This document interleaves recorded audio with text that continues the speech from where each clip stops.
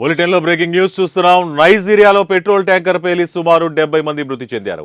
Niger ప్రావిన్స్లోని సులేజా ప్రాంతంలో సమీపంలో కొంతమంది జనరేటర్ సాయంతో ఒక ట్యాంకర్ నుంచి మరొక ట్రక్కుకు గ్యాసోలిన్ బదిలీ చేయడానికి ప్రయత్నిస్తున్నప్పుడు ఈ పేలుడు సంభవించిందని అధికారులు ప్రకటించారు. ఇక ఇంధన బదిలీ జరుగుతుండగా పేలుడు సంభవించిందని, గ్యాసోలిన్ బదిలీ చేస్తున్న వారు పక్కనే ఉన్నవారు మృతి చెందారని నేషనల్ ఎమర్జెన్సీ మేనేజ్మెంట్ ఏజెన్సీకి చెందిన హుసేని ఇసా వివరించారు.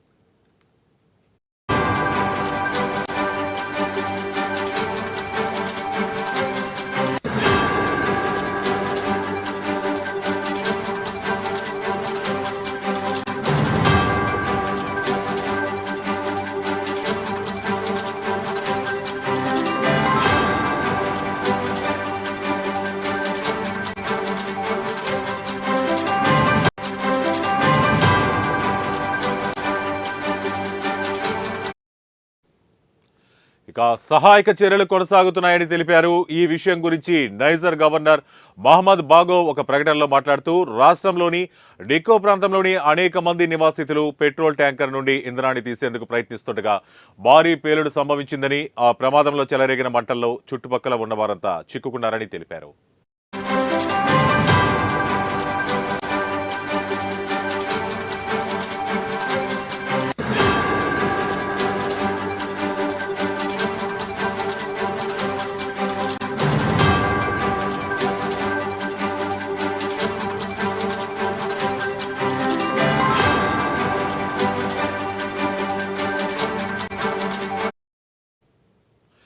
ఇక చాలా మంది అక్కడికక్కడే కాలి బూడిదయ్యారని తెలిపారు. ఇక ట్యాంకర్కు అంత దగ్గరగా లేని వారు గాయపడినా ప్రాణాలతో బయటపడ్డారని ఆయన చెప్పారు.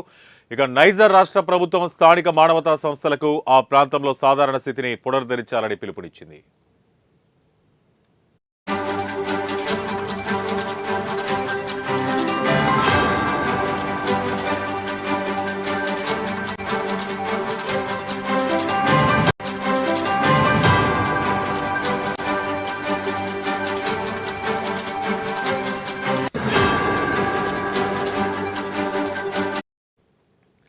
ఇక నైజీరియాలో పెట్రోల్ ట్యాంకర్ పేలుళ్లు అసాధారణమే కాదు, తరచుగా భారీ ప్రాణ నష్టం జరుగుతూనే ఉంటుంది.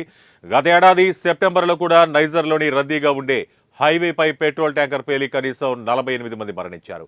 ఇక పడిపోయిన ట్యాంకర్లలో నుంచి గ్యాసోలిన్ తీయడం వంటి దారుణమైన చర్యలకు ప్రజలు పాల్పడటానికి దారితీసిన ఈ సంఘటనలకు కొనసాగుతున్న ఆర్థిక ఇబ్బందులే కారణమని చాలా మంది నైజీరియన్లు ఆరోపిస్తుండగా, మరికొందరు ఇటువంటి విపత్తులను నివారించడానికి చర్యలు తీసుకోవాలని డిమాండ్ చేస్తున్నారు.